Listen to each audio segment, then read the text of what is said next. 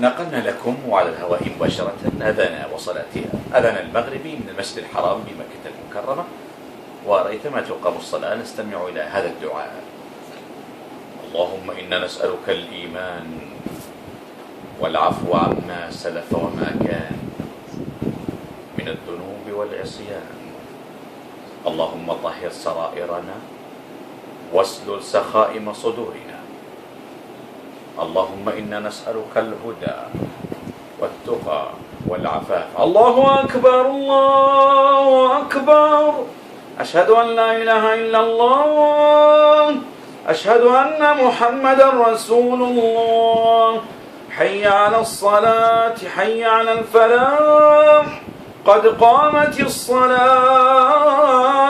قد قامت الصلاة، الله أكبر الله أكبر، لا إله إلا الله. استووا استووا، أقيموا صفوفكم ولا تختلفوا. الله أكبر الله أكبر. الحمد لله رب العالمين، الرحمن الرحيم، مالك يوم الدين، إياك نعبد وإياك نستعين، اهدنا الصراط المستقيم، صراط الذين أنعمت عليهم غير المغضوب عليهم ولا الضالين،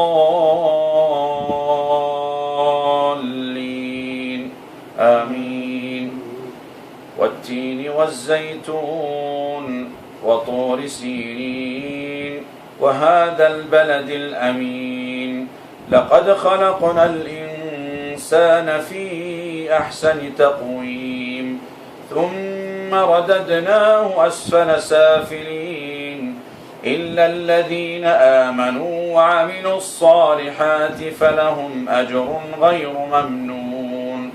فما يكذبك بعد بالدين، أليس الله بأحكم الحاكمين. الله أكبر الله أكبر. ما شاء الله عليك. سيد المؤذن يعني. نعم.